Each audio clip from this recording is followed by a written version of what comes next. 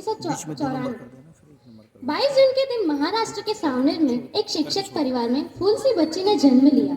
महाराष्ट्र में अपनी नानी के घर जन्मी बच्ची अपने पिता श्रीमान डॉक्टर जेपी पल्हारिया और माता श्रीमती कुसुम पल्हारिया के साथ खेलते कूदते बड़ी होने लगी। श्रीमान डॉक्टर जेपी पल्हारिया उस समय पीएचडी की पदवी हासिल करके कॉलेज के प्रिंसिपल के रूप में कार्यरत थे।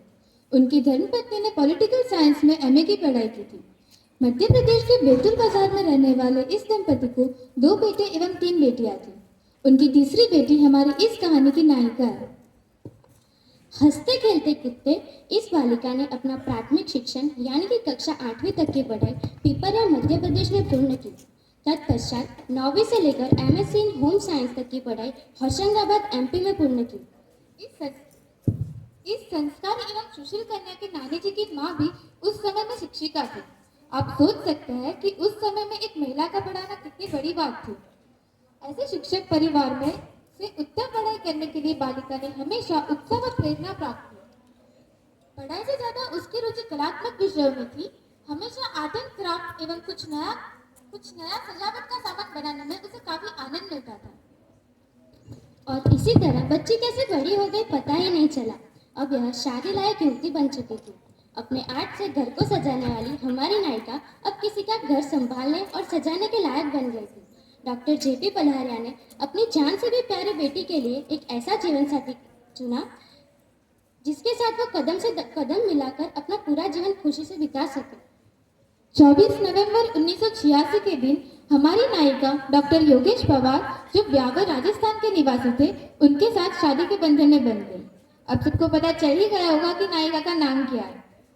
हमारी नायिका का नाम है श्रीमती ज्योति मैम, एज नोन एज हम सब के प्यारे से पवार मैम।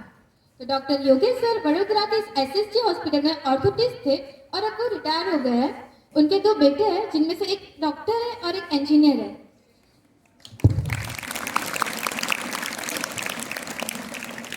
तो अब सवाल आता है कि उन्होंने जेएनवी कब ज्वाइन की। तो 6 मार्च 1991 महाराष्ट्र के नागपुर में यानी कि उनके ननिहाल में एसयूपीडब्ल्यू के शिक्षक के रूप में नवोदय से जुड़े।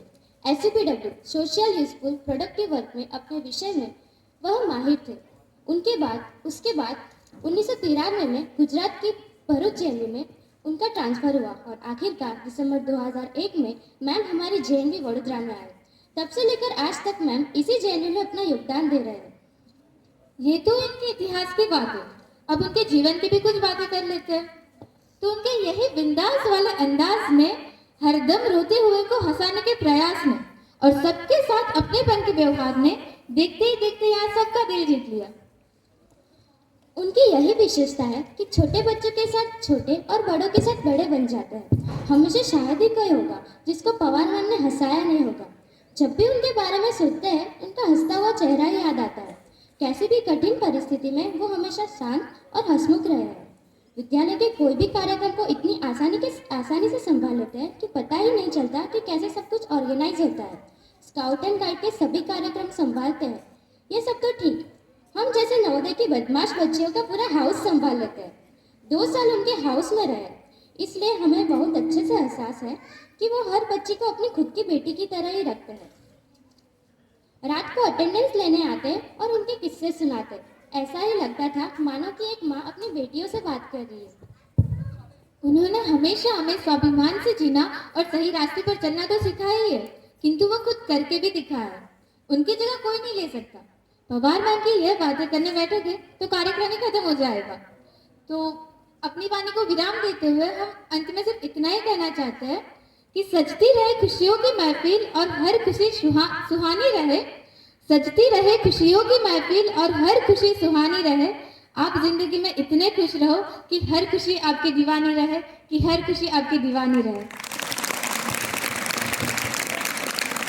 और अंत में हम अनिल सर का भी धन्यवाद करना चाहते हैं कि उन्होंने सारी इंफॉर्मेशन इकट्ठी करके रखी।